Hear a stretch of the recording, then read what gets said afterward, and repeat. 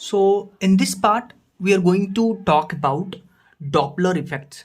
We will understand some important points and we'll see some important questions. ठीक है, पहले आप एक क्वेश्चन को ध्यान से देखिए और उसके बेस्ड पे हम कॉन्सेप्ट सीखेंगे। जैसे वीडियो पॉज करिए, इस क्वेश्चन को रीड करिए, then I will tell you the concept. देखिए, आपको एक डायग्राम गिवन है यहाँ पे। ये जो एस है ये सोर्स है और ये ऑब्जर्वर है। अब ध्यान से देखिए, सोर्स इस लाइन में मूव कर रहा है और ऑब्जर्वर इस लाइन में मूव कर रहा है। आपको सोर्स का वेलोसिटी गिवन है v/10। यहां जो v आपको गिवन है, this v is basically this is velocity of sound, ठीक है। और ऑब्जर्वर का वेलोसिटी गिवन है v/10। ऑब्जर्वर का इस पॉइंट से डिस्टेंस है 6 मीटर और सोर्स का इस पॉइंट से डिस्टेंस है 8 मीटर। आपको बताना है कि apparent frequency recorded by observer at the given instant. देखिए, यहां पे हम क्या करेंगे, यहां पे आपको पता है कि जो एपरेंट फ्रीक्वेंसी है, डॉपलर इफेक्ट में जो एपरेंट फ्रीक्वेंसी का फॉर्मूला निकालते हैं, F dash is equal to जो ओरिजिनल फ्रीक्वेंसी था v plus minus velocity of observer divided by v plus minus velocity of source. ये v क्या है? हाँ, वेलोसिटी ऑफ साउंड जो आपको क्वेश्चन में देता है, ठीक है। ये वेलोसिटी ऑफ ऑब्जर्वर, ये वेलोसिटी ऑफ सोर्स। देखिए, फॉर्मूला ये यूज करेंगे, पर इस फॉर्मूला को यूज करने के लिए, यानी कि डॉपलर इफेक्ट का फॉर्मूला यूज करने के लिए आपको कुछ पॉइंट याद रखना पड़ेगा। पॉइंट पहले क्या है कि सोर्स और ऑब्जर्वर जब मूव करेगा तो ये स्ट्रेट लाइन में होना चाहिए, स्ट्रेट लाइन में मूव करना चाहिए। तो क्या बोला मैंने कि जो सोर्स और ऑब्जर्वर है, this should move in straight line, ठीक है। पहली बात ये याद रखिएगा। और इस सोर्स और ऑब्जर्वर का जो वेलोसिटी है वो इस स्ट्रेट लाइन पे ही होना चाहिए। ये जो स्ट्रेट लाइन है इसको बेसिकली हम बुलाते हैं डॉपलर लाइन। क्या बुलाते हैं? Doppler line. और इस दोनों का वेलोसिटी भी इसी डॉपलर लाइन पे ही होना चाहिए। सो क्या करना है, सोर्स एंड ऑब्जर्वर को स्ट्रेट लाइन से ज्वाइन करना है। इस स्ट्रेट लाइन को डॉपलर लाइन बुलाते हैं। और सोर्स और ऑब्जर्वर का वेलोसिटी भी इसी डॉपलर लाइन के अलोंग होना चाहिए। अब इस क्वेश्चन को सॉल्व करें उससे पहले एक कॉन्सेप्ट सीखिए। अगर आपके पास एक राइट एंगल ट्राइंगल है और राइट एंगल ट्राइंगल का जो साइड का रेशियो है वो आपको गिवन है 3, 4, 5, तो हमेशा याद रखिएगा कि ये एंगल 37 डिग्री होगा और ये एंगल 53 डिग्री होगा। कब? जब राइट एंगल साइड का जो ट्राइंगल का रेशियो होता है 3, 4, 5 साइड होता है, ठीक है। ये एंगल याद रखिएगा। तो अब देखिए, ये जो ऑब्जर्वर था, ये राइट एंगल ट्राइंगल बना। इस ऑब्जर्वर का ऑब्जर्वर देखिए इस लाइन पे जा रहा था v/10 वेलोसिटी से। ये एंगल 53 निकाले थे क्योंकि साइड का रेशियो देखिए, ये 6 मीटर, ये 8 मीटर, तो ये राइट एंगल ट्राइंगल से 10 मीटर आएगा। तो साइड का रेशियो कितना है? 2 से डिवाइड करिए, 3, 4, 5, तो ये 53 डिग्री है, ये 37 डिग्री। ये जो वेलोसिटी है इसका कॉम्पोनेंट करिएगा क्योंकि ये डॉपलर लाइन है। सोर्स और ऑब्जर्वर को स्ट्रेट लाइन से मिलाने वाला लाइन वही डॉपलर लाइन कहलाता है, ठीक है। तो डॉपलर लाइन के अलोंग वेलोसिटी होना चाहिए। तो हमने कंपोनेंट किया v/10 cos 53, तो आपके पास आया 3v/50। सिमिलरली v/10 इधर था, ये 37 डिग्री एंगल, तो इसका कंपोनेंट करेंगे इधर। तो अब देखिए, सोर्स का वेलोसिटी आ गया, ऑब्जर्वर का वेलोसिटी आ गया।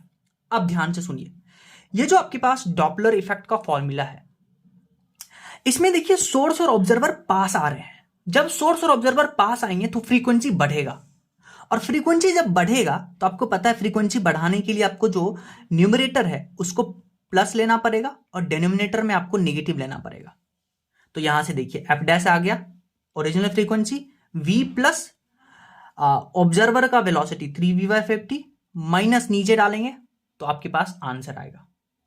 नेक्स्ट कॉन्सेप्ट सीखिए। नेक्स्ट कॉन्सेप्ट क्या कहता है, अगर मान लीजिए ऑब्जर्वर और सोर्स, ध्यान से सुनिए, अगर सोर्स जो है वो रेस्ट पे है, सोर्स क्या है? रेस्ट पे है, और ऑब्जर्वर इसके पास आ रहा है या दूर जा रहा है, तो जब भी सोर्स रेस्ट पे होता है और अगर आपसे पूछे क्वेश्चन में कि चेंज इन वेवलेंथ बताइए, तो हमेशा याद रखिएगा कि जब सोर्स रेस्ट पे होगा तो there will be no change in wavelength. तो जो पहले वेवलेंथ था वो अभी भी वेवलेंथ रहेगा, ठीक है।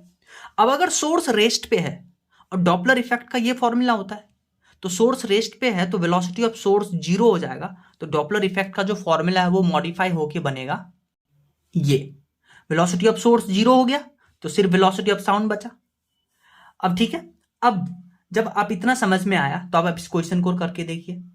देखिए वीडियो पॉज करिए, क्वेश्चन को रीड करिए, then I will tell you the explanation. देखिए क्वेश्चन में आपको बोला है कि an observer moves towards stationary source. जैसे ही स्टेशनरी सोर्स है तो आपको पता है when only observer moves there will be no change in lambda.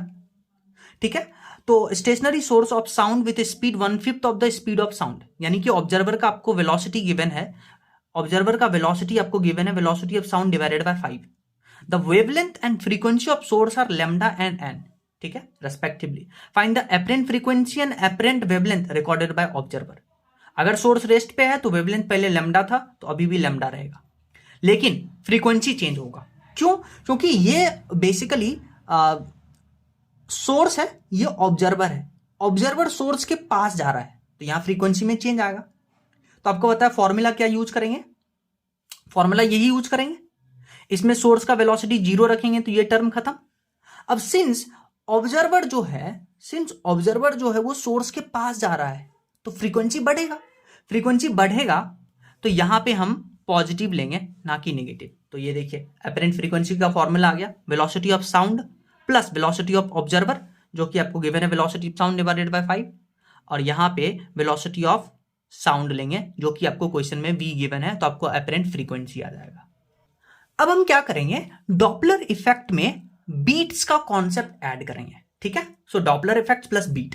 आपको पता है अगर नंबर ऑफ बीट्स निकालना होता है तो हम फॉर्मूला यूज करते हैं, बड़े वाले फ्रीक्वेंसी में से अगर आप छोटा वाला फ्रीक्वेंसी माइनस करते हैं तो आपको नंबर ऑफ बीट्स मिलता है। ठीक है, अब क्वेश्चन सुनिए ध्यान से। क्वेश्चन क्या है कि बोला कि एक ऑब्जर्वर है जो कि रेस्ट पे है, ठीक है, और दो सोर्स हैं S1 S2। अब क्या होगा, जो पहला सोर्स है वो ऑब्जर्वर के पास आ रहा है 4 मीटर पर सेकेंड की स्पीड से, और इनिशियल सोर्स का जो फ्रीक्वेंसी है दैट इज 240 हर्ट्ज, और दूसरा सोर्स वो ऑब्जर्वर से दूर जा रहा है विथ 4 मीटर पर सेकेंड, इसका भी इनिशियल फ्रीक्वेंसी 240 है। ये पहला केस है। ठीक है, या ऐसा हो सकता है कि बोला कि आपको सोर्स है, दोनों रेस्ट पे है, पर ऑब्जर्वर मूव कर रहा है, इससे तो दूर जा रहा है, इससे पास आ रहा है, तो ऐसे दो केस बना सकता है। अभी हम इस केस के बारे में बात करते हैं जहां ऑब्जर्वर रेस्ट पे है पर सोर्स मूव कर रहा है। आपको बोला velocity of sound in air वो 320 मीटर पर सेकेंड है, तो आपसे पूछा बीट पर सेकेंड बताइए। अब आप देखिए बीट पर सेकेंड यानी बिगर फ्रीक्वेंसी में से स्मॉलर फ्रीक्वेंसी माइनस करना है। तो अब आप क्या करिए, इस दोनों को, इस पूरे केस को आप दो पार्ट में ब्रेक कर दीजिए, एक ये पार्ट एक ये पार्ट। पहले इस पार्ट को देखिए, ऑब्जर्वर रेस्ट पे है तो यहां इस फॉर्मूले में जो एक्चुअल फॉर्मूला है डॉपलर इफेक्ट का, इसमें ये 0 हो जाएगा क्योंकि ऑब्जर्वर रेस्ट पे है, और सोर्स ऑब्जर्वर के पास आ रहा है यानी फ्रीक्वेंसी बढ़ेगा। अगर फ्रीक्वेंसी बढ़ेगा तो आपको यहां नेगेटिव लेना पड़ेगा। तो यहां देखिए जो apparent frequency original frequency divided by velocity of sound, नीचे माइनस लिए हैं। वेलोसिटी ऑफ साउंड आपको गिवन है, वेलोसिटी ऑफ सोर्स आपको गिवन है, तो यहां से अभी फ्रीक्वेंसी आ जाएगा 243। ओरिजिनल कितना था 240, अभी 43।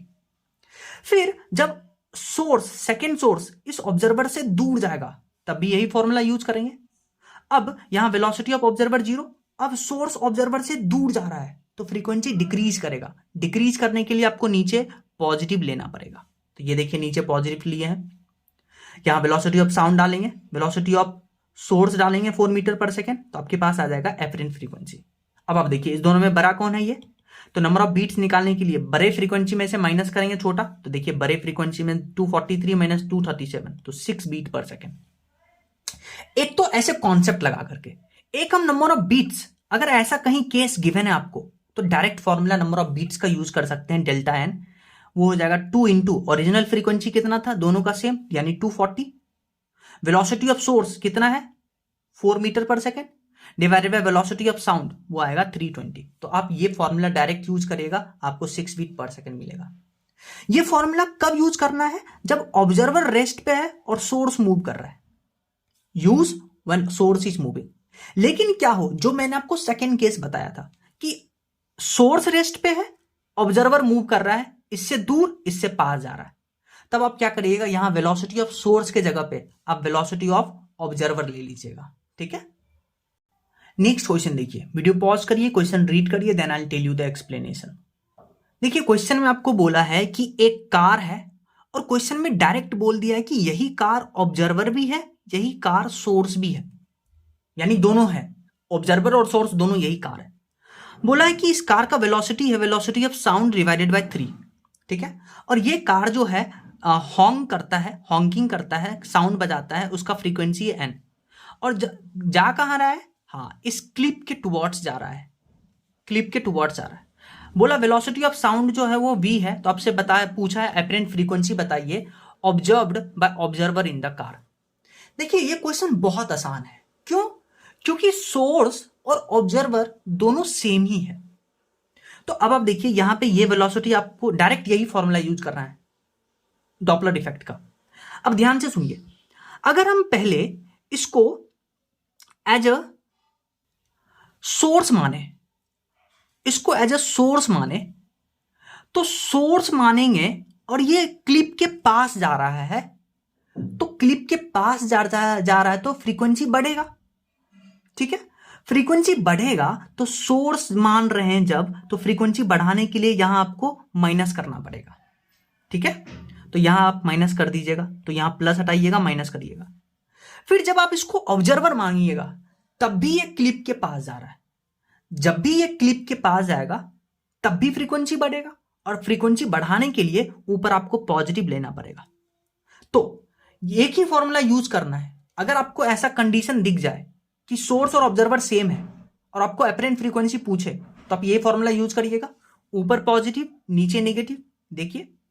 और फिर वेलोसिटी ऑफ साउंड आपको v दे रखा है, आपको ऑब्जर्वर का वेलोसिटी और सोर्स का वेलोसिटी दोनों सेम ही है, तो v/3 यूज करिएगा, आपके पास अपरेंट फ्रीक्वेंसी आ जाएगा।